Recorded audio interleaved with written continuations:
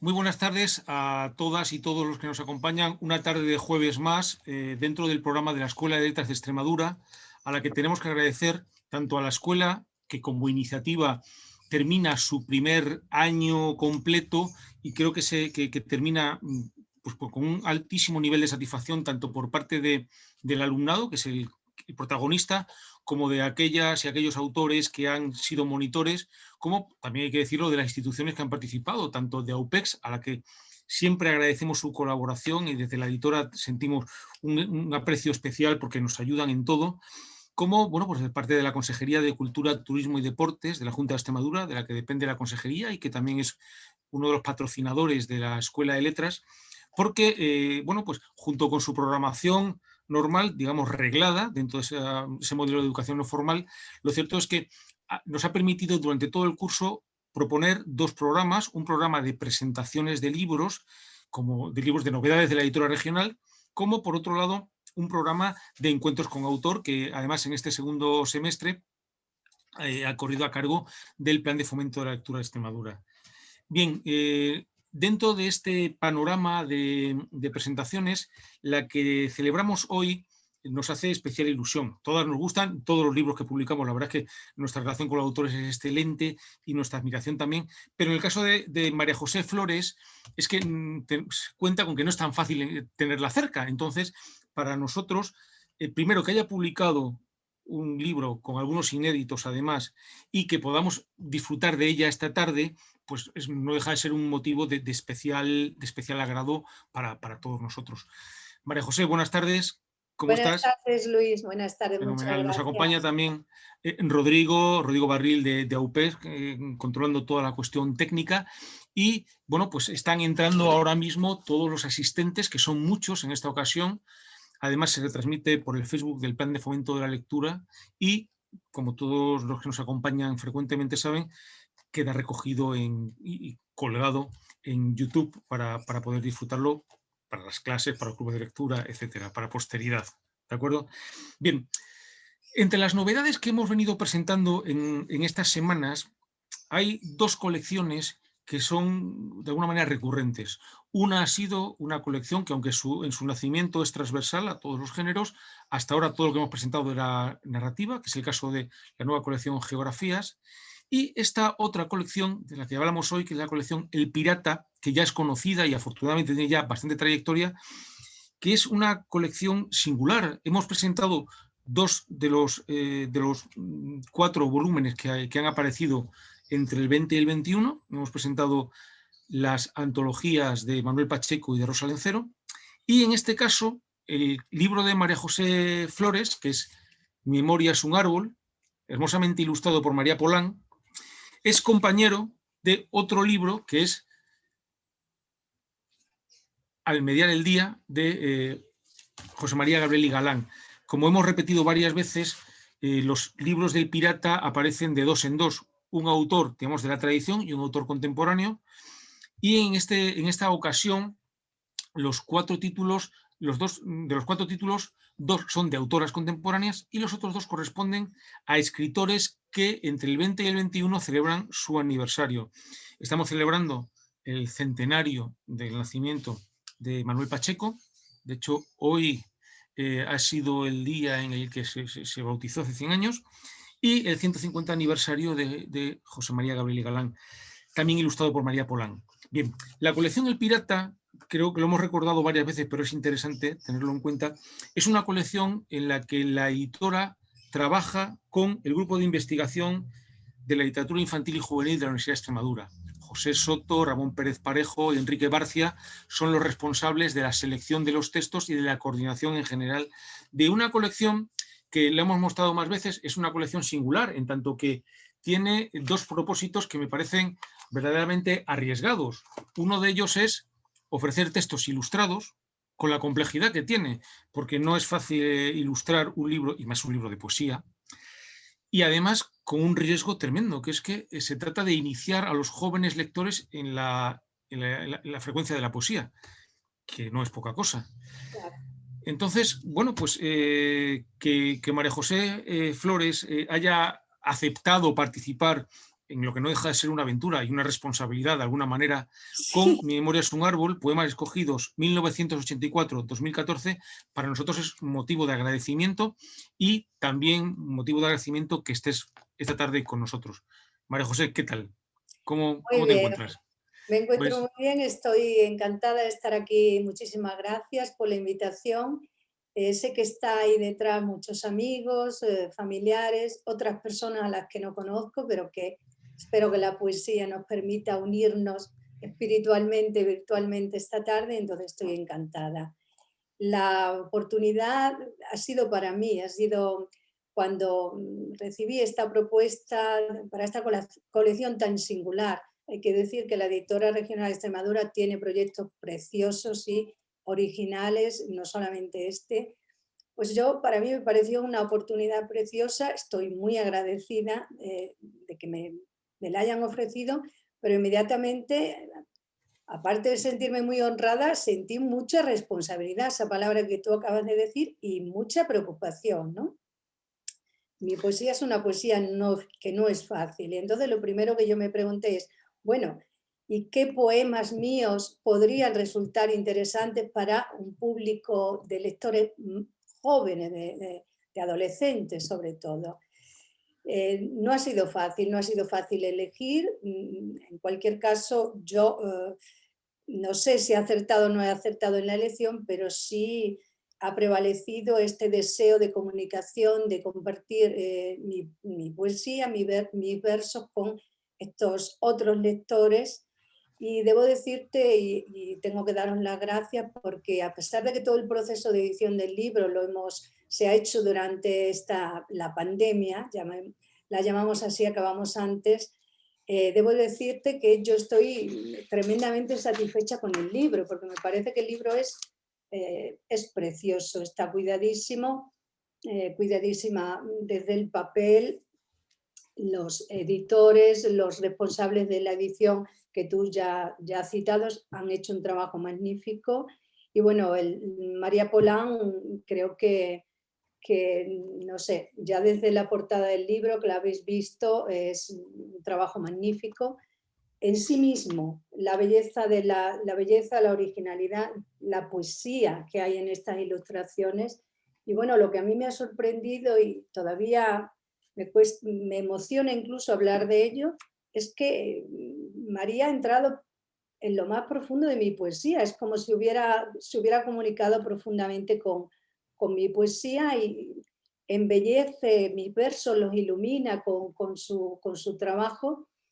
Y no deja de resultar curioso que dos personas que no nos conocemos, que ni siquiera nos hemos visto nunca, hayamos conseguido un acuerdo entre estas dos obras, la palabra y la imagen, tan profunda en mi opinión. Así que muchísimas gracias a María, a ti como director, a los editores del libro, porque sinceramente estoy muy contenta y muy satisfecha. muchas gracias. En realidad, el mérito es, en este caso, bueno, efectivamente el de María Polán, que ha leído muy bien tus poemas, desde mi punto de vista, que ha encontrado los elementos que podían ser más plásticos y que a veces no es fácil y que, como tú has dicho, ¿no? Ese reto, esa responsabilidad de que alguien que entendemos que un joven bueno, pues no lee frecuentemente poesía, es posible que lea con más facilidad otros géneros, entonces, bueno, pues creo que María lo ha hecho muy bien, se ha adaptado muy bien a tus textos. Creo que es justo reconocerlo. Mi compañera María José Hernández, que es quien es el alma de la editora, y ha tenido que coordinar 4 volúmenes completamente diferentes y que, sin embargo, han salido los 4 exactamente iguales. Creo que todo esto, bueno, pues ha merecido la pena y te quería preguntar a ti si te ha merecido la pena, no en tanto esa responsabilidad de la que hablábamos, sino, al fin y al cabo, tú has tenido que releer toda tu obra. Me imagino que además esto no es una antología, tú tienes publicadas, tienes mucha obra publicada y de esa mucha obra hay incluso alguna antología. Tengo aquí conmigo una de antología en la colección Poesía, además de Un animal rozado por el tiempo, que está ahí, ¿verdad? En la misma colección. Sin embargo, te has tenido que releer y yo no sé si te has encontrado, si te has reconocido en todos los textos, si te has gustado, si has notado tú misma esa evolución. porque a veces a los autores no les gusta mucho releerse o darse esa vuelta esa especie de pequeña confesión que se hacen con su obra, ¿no? Bueno, pues yo creo que es siempre perturbador volver atrás, releer todo lo que se ha publicado, lo que se ha escrito, sobre todo lo que se ha publicado.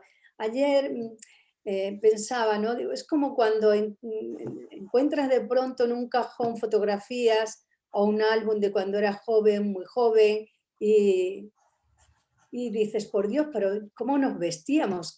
¿Pero cómo podíamos llevar un corte de pelo de esa manera? ¿No? Pues eso es lo mismo, utilizo una imagen muy pobre y muy tierra a tierra, ¿no? Pero eso es, ¿no? Son sentimientos en los que se une el pudor sobre todo hacia la obra primera, ¿no? No tanto porque yo considere que es mejor la obra posterior que he escrito, no entro ni siquiera no me interesa esta cuestión de calidad o no calidad, de otras cosas, porque no sería yo quien lo tendría que establecer, sino porque esa primera obra suele ser una obra en la que más juvenil, en el sentido de que es más sincera, quizás menos literaria en el sentido complejo de la palabra, donde te has mostrado más de una forma más desnuda, más radical. Entonces crea sensaciones de pudor. Luego, lógicamente, hay poemas que te gustan más, que te gustan menos. Yo veo en mi poesía efectivamente una cierta evolución, pero lo que, lo que más advierto, sobre todo cuando hago estas lecturas, que no las suelo hacer, las hago pues cuando, como en este caso, cuando he tenido que elegir de toda la obra, de todos mis poemarios publicados, elegir una serie de poemas. Yo veo evolución, pero sobre todo veo un regreso, veo elementos constantes, elementos que profundizo en una serie de elementos, pero que son elementos constantes, no siempre fáciles, porque es una poesía, mis lectores lo saben, compleja y en fin, que requiere que el lector esté en disposición, que quiera entrar en esta poesía. Esta idea del regreso es una idea que en el fondo es un poco casi vacilar en mi pensamiento. Yo tengo un poema, lo voy a leer de esta antología, que es una antología que se ha publicado en Italia, con traducción al italiano, Elogio delle acque della pietra, Elogio del agua y de la piedra, en el que hay un poema, mis poemas no llevan título, ninguno, porque es también algo que he hecho desde el principio, no titular el poema, dejar la sugerencia, dejar abierta la interpretación al lector, no condicionarlo con un título. Bueno, es un poema muy breve, como casi todos los míos, que dice: no hay final ni hay olvido. La claridad devuelve como el mar sus despojos. Vivir es un regreso a lo que fuimos. Pues esta idea del regreso es una idea que está muy, muy profundamente, tiene raíces muy profundas en mi poesía. Entonces, esta visión un poco que podemos...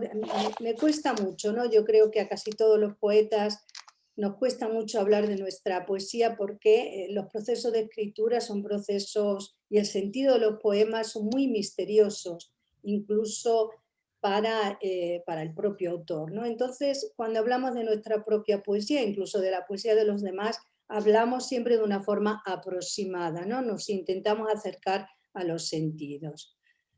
Sí. Yo, perdona Luis, ¿querías decir No, algo? que tienes razón, que sobre esa idea tuya del regreso, que además me parece una idea verdaderamente poética, en tanto que lo que buscamos en la vida es el sentido de lo poético que nos ayuda a interpretarla. Estaba viendo, creo que detrás de ti tienes un retrato de Virginia Woolf. Sí. Sí, que hablaba de tener una habitación propia, y sin embargo tus poemas no son de ninguna habitación, son al contrario, son muy exteriores, es decir, son muy... hay mucha frecuencia de imágenes de la naturaleza, imágenes de árboles, de piedras, de la noche. Háblanos, si te parece, un poco de esos temas que son recurrentes en tu poesía. Sí, digamos que los temas un poco van hacia el conocimiento, la incapacidad del conocimiento, la naturaleza, la carnalidad, la soledad, pero luego efectivamente hay una serie de imágenes, de elementos naturales que se han ido imponiendo en mis poemas y que efectivamente me doy cuenta y me he dado cuenta en esta relectura que he tenido que hacer que son fundamentales.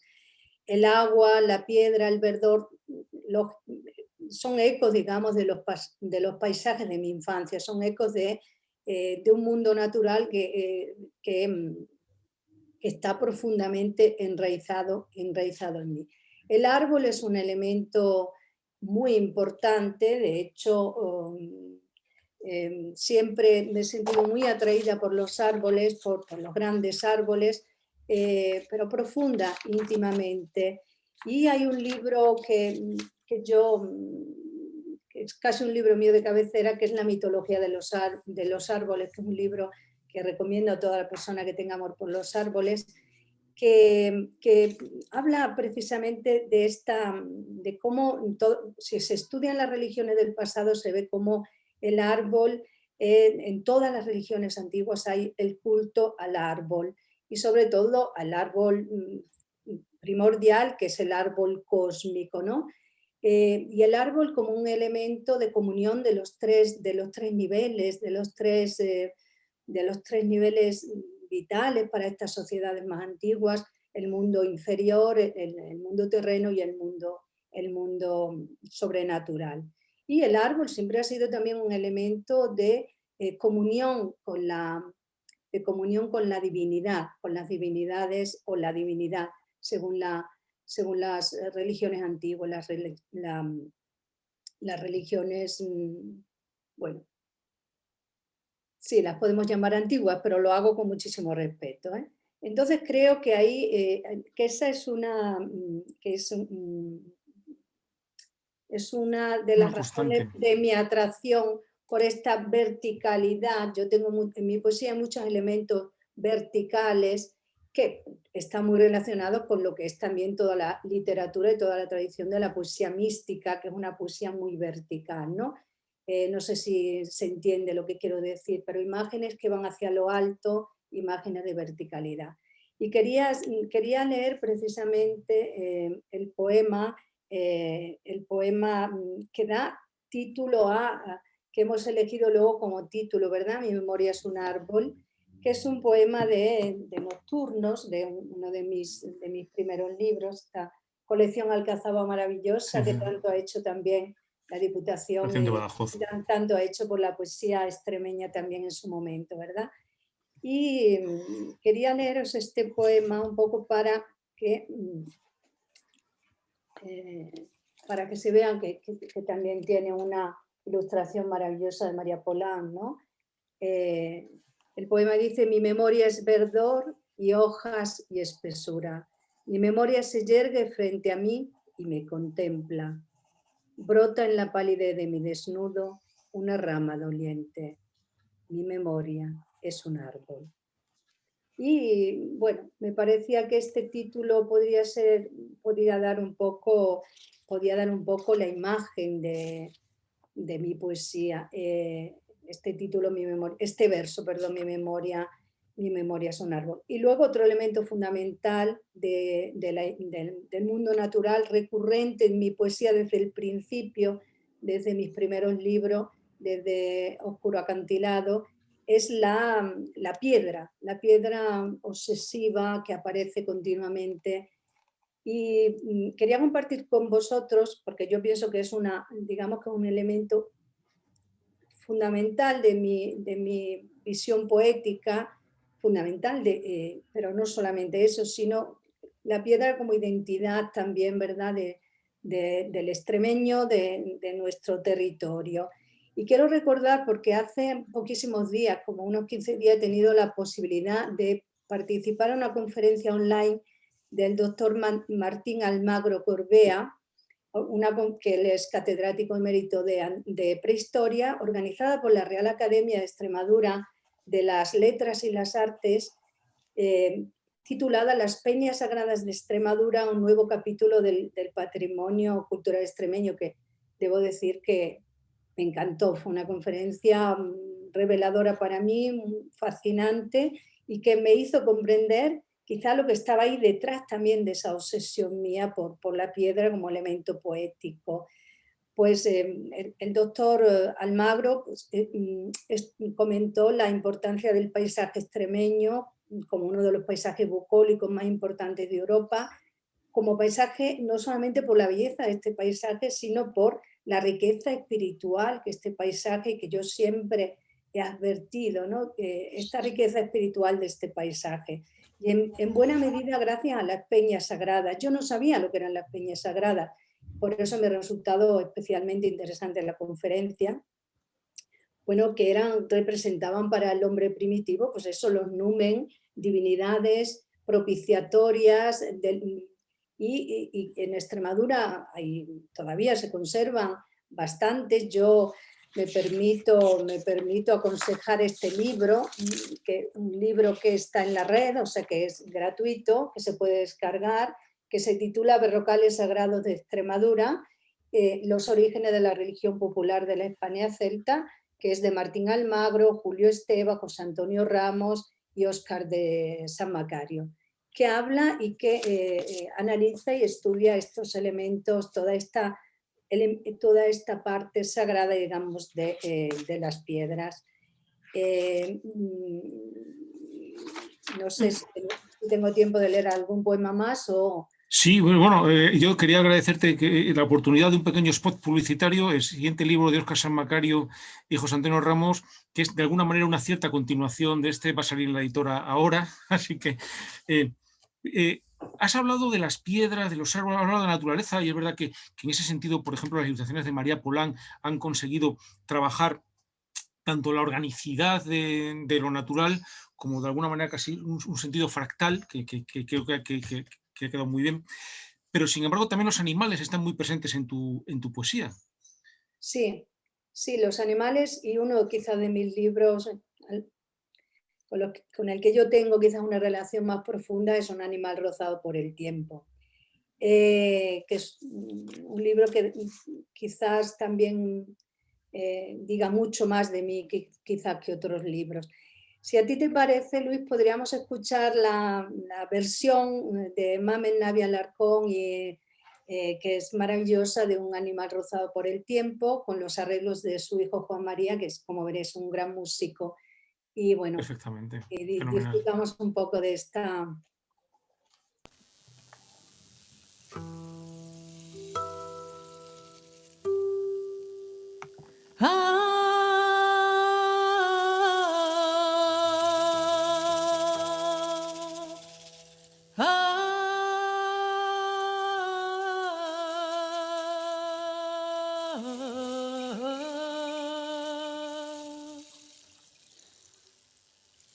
Son las primeras luces, los animales gozan de las sombras,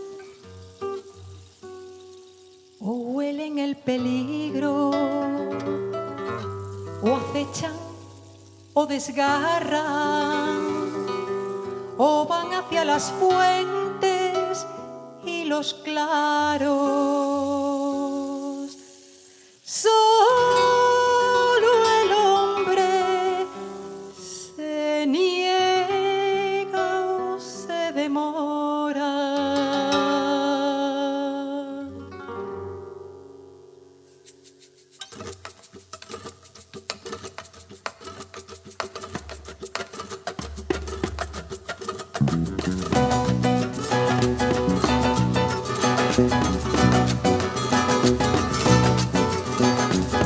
Soy solo la huella de una huella, y declinan mis pasos y perezco, mas bebo de las aguas que perduran, como animal rozado por el tiempo. Soy solo la huella de una huella, y declinan mis pasos y perezco, mas bebo de las aguas que perduran,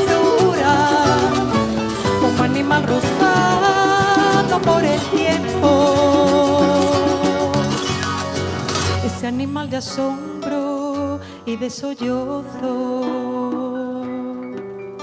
su gemido tan dócil al placer y a la herida,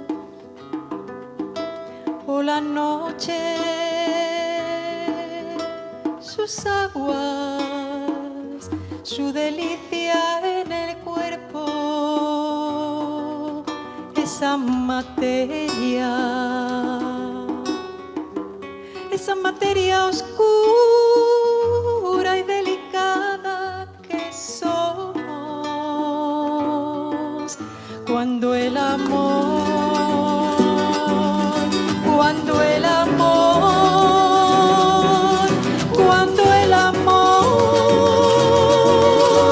nos roza como un sueño.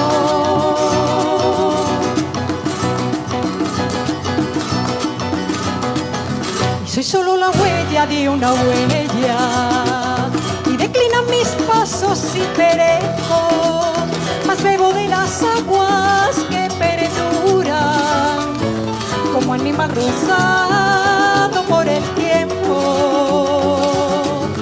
Y soy solo la huella de una huella, y declinan mis pasos y perezco, mas bebo de las aguas que perduran como animal rozado por el tiempo. Y soy solo la huella de una huella.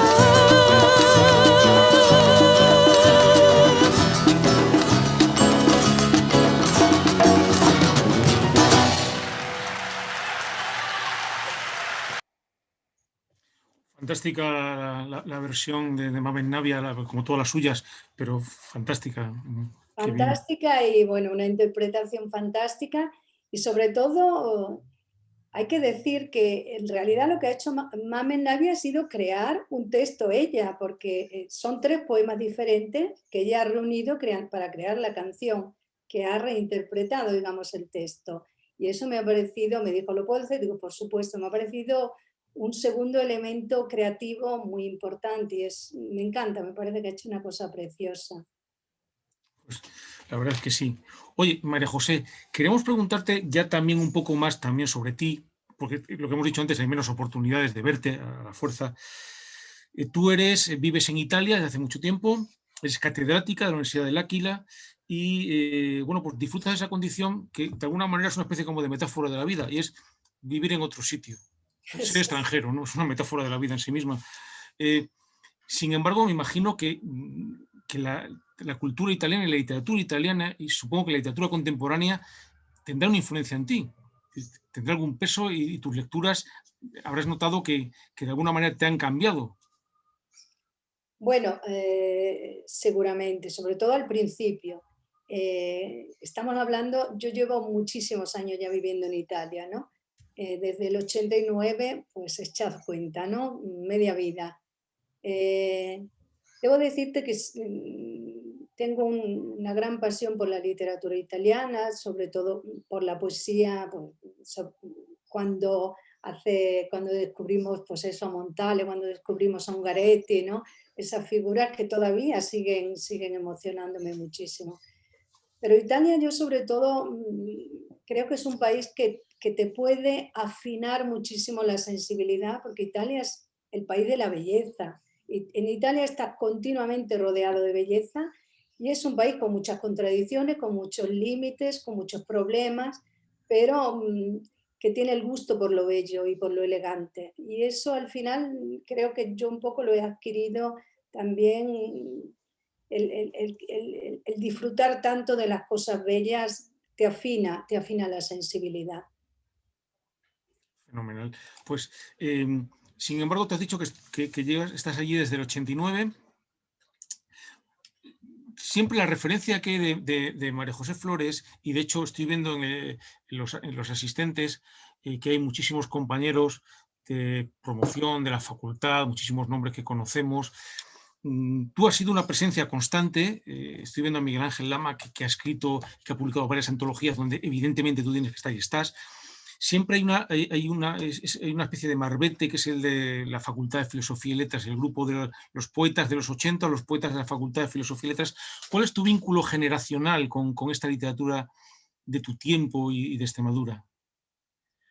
Hombre, yo creo que nosotros tuvimos una gran fortuna. Primero de encontrarnos personas que teníamos la misma pasión y de poder vivirla juntos, de podernos beneficiar, casi todos poetas, salvo Alonso Guerrero, que es nuestro novelista, nuestro prosista. Tuvimos la suerte del magisterio de Juan Manuel Rozas, pero también del profesor Ricardo Senabre. Vivimos años que también fueron importantes, recordáis, de una cierta euforia democrática, un desarrollo de la universidad extremeña, desarrollo de las instituciones extremeñas, de la autonomía. Fueron momentos, y claro, nosotros éramos más jóvenes, digamos, no jóvenes, pero éramos más jóvenes. Yo me he sentido, sea para los que seguimos escribiendo, que para los que dejaron de escribir, creo que fue fundamental. Y bueno, nos beneficiamos, como digo, de un ambiente cultural que era diferente. Ahí empezó la poesía extremeña, por supuesto no solo por nosotros, sino por gente mayor que nosotros, para generaciones que nos hemos ido siguiéndonos unos a otros, que la poesía y la literatura extremeña pues ha convertido en una de altísimo nivel, ¿no? Sea en la novela que en la poesía. Y eso yo creo que nos hemos beneficiado todos de ese clima. Y bueno, en la facultad tuvimos buenos profesores y nosotros éramos escritores y hablábamos de literatura. Eso es algo que te puede parecer normal, pero no te creas que en todos sitios encuentras esos interlocutores a ese nivel para poder desarrollarte, para poder disfrutar. Lo vivíamos como una cosa natural y yo creo que eso psicológicamente fue muy importante para nosotros. Isabel María Pérez, que manda saludos, igual que Florentino Rodríguez, igual que Antonio María Flor, igual que mucha gente que nos está, muchos amigos, Gracias. muchos amigos y autores que nos están viendo. Isabel, con cierta maldad divertida, dice el grupo de los divinos, jeje. Es verdad que tú, en todo caso, sí que has tenido la oportunidad de ver la evolución de la literatura en Extremadura desde esa distancia que ayuda también a sacar conclusiones y que bueno, distancia un poco en todos los sentidos. ¿Cuál es tu visión desde esa evolución y de la literatura en Extremadura hoy? Bueno, no es fácil, no es una pregunta fácil, Luis. Y además no estaba en la lista. Yo lo que veo, no es una pregunta fácil porque es una pregunta que requeriría una conferencia, ¿no? Para responderla. Digamos que yo lo que he visto que a partir ya de esa época hemos seguido el movimiento de la poesía española, por lo que se refiere a la poesía. No estábamos detrás, hemos dejado de estar detrás. Hemos participado en las tendencias de los años 80 de la poesía, de la llamada poesía del silencio, que un poco se nos asocia mucho a Ada Salas y a mí con esta, no solo, claro está, pero entre los poetas extremeños con esta tendencia. Mientras hablabas tú, estaba pensando en Ángel Campos, cuánto debemos a Ángel, cuánto debemos a los libros del oeste, cuánto debemos a sus traducciones de poetas portugueses, lo importante que fue la traducción de las traducciones de Ángel, no de Ángel Campos, sino de Crespo, de Eugenio Andrade, ¿no? Cómo todo eso nos situó a un nivel, no estábamos por detrás de nadie, ¿no? Y creo que seguimos ahí, seguimos en la vanguardia, sea en la novela que en la poesía. Con voces muy diferentes. Miguel Ángel Lama, que tanto sabe de literatura extremeña, que tanto ha escrito de literatura extremeña, siempre destaca la pluralidad, ¿no? La pluralidad de voces poéticas en nuestro panorama, ¿no? En el panorama de la poesía extremeña, si la queremos denominar así. Perfecto. Pues si te parece, antes de entrar en ese bloque que incluimos siempre, que está relacionado un poco con tu taller, puesto que muchos de los que nos acompañan pues son alumnos y alumnas de la Escuela de Letras, sí quería que, si te parece bien, que leyésemos algo más, que leyeses algo más. Sí. Quería leeros, vamos a ver, porque he querido tener, mira, este es Oscuro Acantilado, que es el libro que ganó el primer premio Juan Manuel Roza de poesía en el 86, y que está muy viejito, pero para mí es un libro muy querido. Pues a propósito de la piedra, os quería leer este poema, que es, como digo, uno de mis primeros libros. Vosotros nunca conoceréis mi nombre, el olor de las ciénagas oscuras, los jirones turbios de la agonía, falsas historias de una niña que miente cuando escribe. Hablo y nombro la tierra con la osadía del miedo y la arrogancia lenta de aquello que perece. Hablo y nombro la noche, esta ronda salada de líquenes y cuerpos, porque mi nombre es piedra, luna de piedra esquiva, espalda de una piedra gastada por el tiempo. Que un poco están los temas, ¿verdad?, de los que hemos hablado antes. Y luego del animal, porque un poco para ver un poco esta visión un poco que yo tengo de la vida, voy a leer dos poemas breves, brevísimos. Un lento desgastarse, un sereno fluir que quizás sea la dicha, en la sabiduría de la semilla, en lo dócil y usado de las cosas.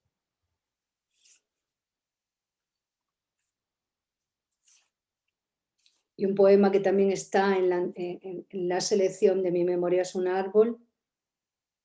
No elegimos aquello que más nos pertenece, ni el cuerpo, ni la lengua, ni el deseo, ni la muerte.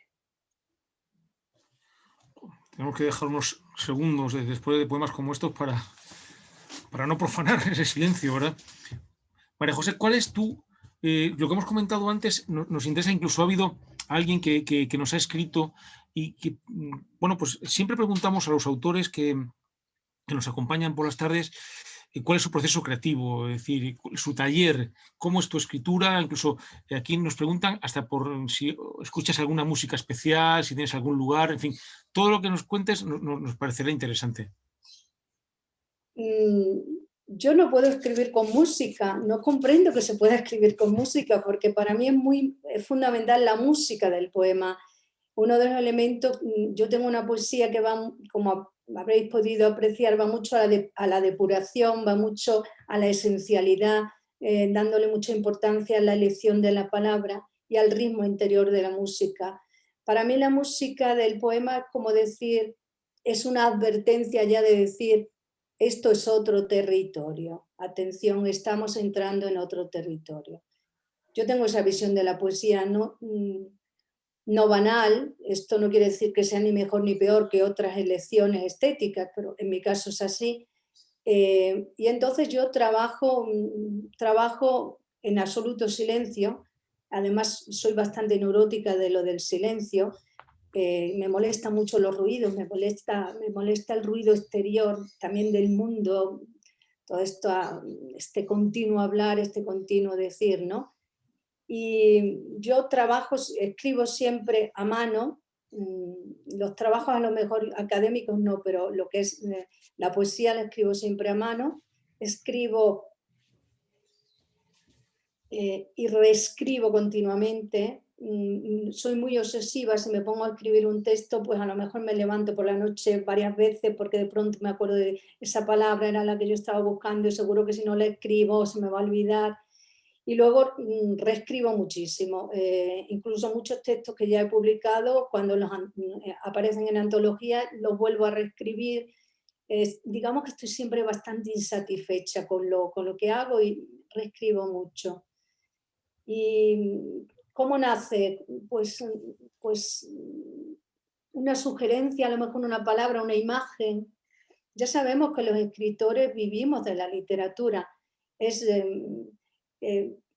una de las grandes fuentes de inspiración, que no tiene por qué caer en el calco en absoluto ni en la copia, es leer. Leer a otros autores te produce una emoción o te produce una asociación de imágenes o de palabras que hace que tú te pongas a escribir. O sea, lo mejor para escribir es leer.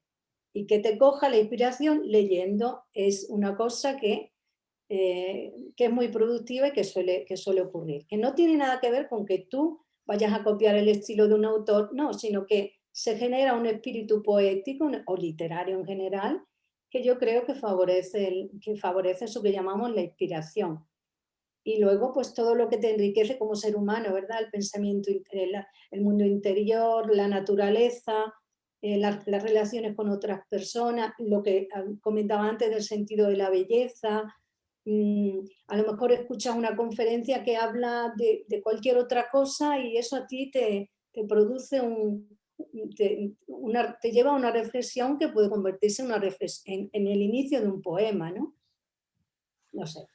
Tú tienes una trayectoria, evidentemente una trayectoria académica muy importante y una trayectoria como poeta constante, lo que no quiere decir que tengas muchos títulos publicados.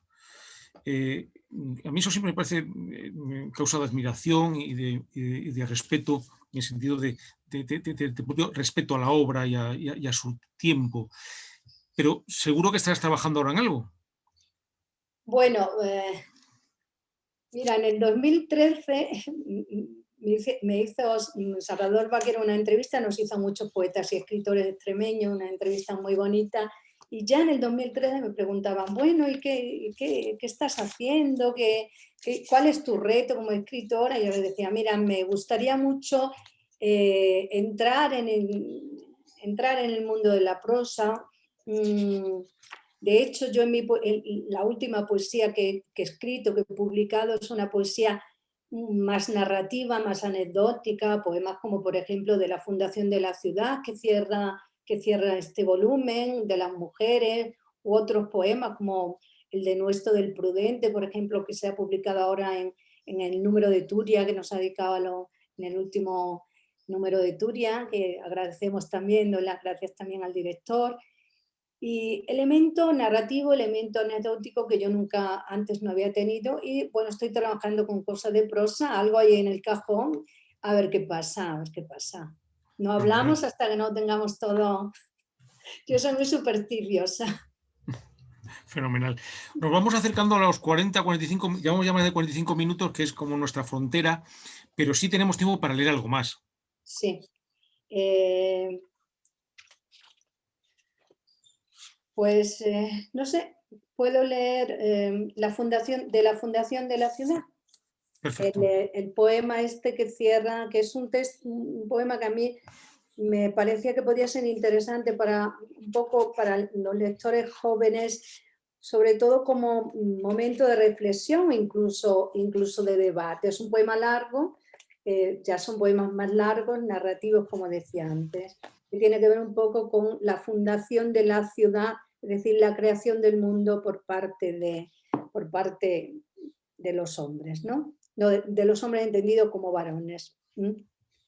Entonces dice así: fundaron la ciudad en torno a un centro, casi a un vientre, mas olvidaron cómo sangra y engendra y se estremece.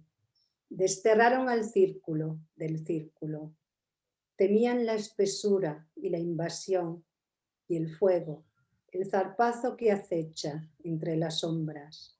Y temían a la diosa, temían su poder y su misterio.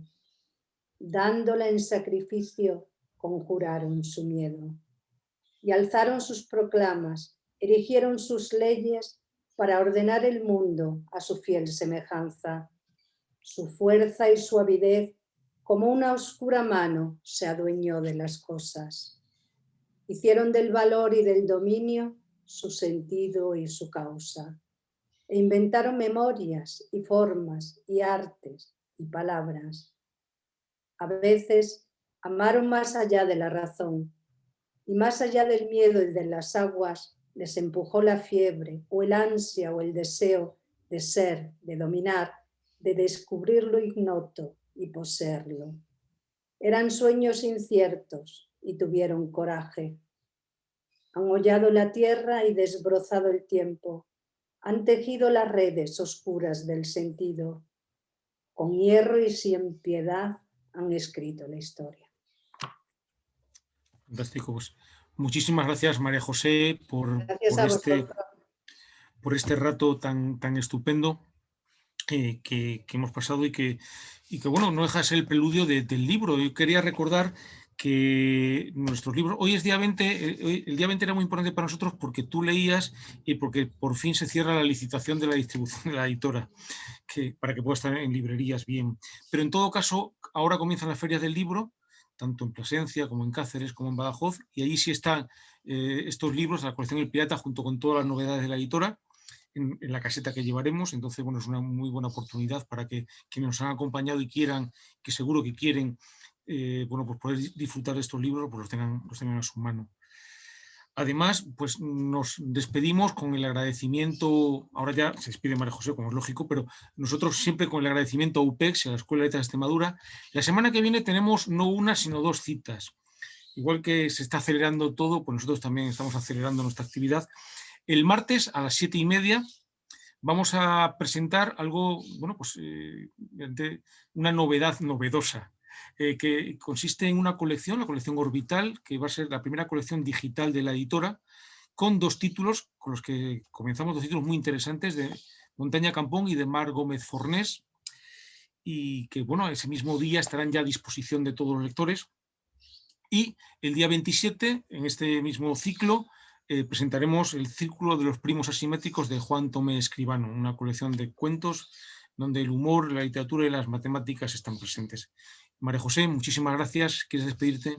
Sí, muchas gracias a ti, Luis, a Rodrigo, que nos ha asistido, y a todas las personas que han participado. He recibido muchas muestras de cariño estos días y lo agradezco muchísimo. Y bueno, un recuerdo pequeñísimo precisamente para Manuel Pacheco, que yo conocí, fue quizá el primer poeta que yo he conocido y que fue una persona que he querido mucho y me ha parecido siempre un gran poeta, siempre con su mundo, con su estética, y nada, un recuerdo muy cariñoso para él, también para todos los amigos que no están con nosotros ya. Pues pensamos en Ángel, pensamos en Delgado Balondo, pensamos en tantos otros, en Castelo, en tanta gente querida que se ha quedado por el camino. Y nada, muchísimas gracias. Muchísimas gracias a ti, muchísimas gracias a todos los que nos han acompañado, los que han escrito en el chat, para que tú además lo puedes leer ahora. Rodrigo, nuestro compañero de AUPEX, además ha colocado los enlaces de inscripción para la semana que viene, para quien desea acompañarnos. Pues muchísimas gracias y hasta la semana que viene. Bueno, muchas gracias, besitos.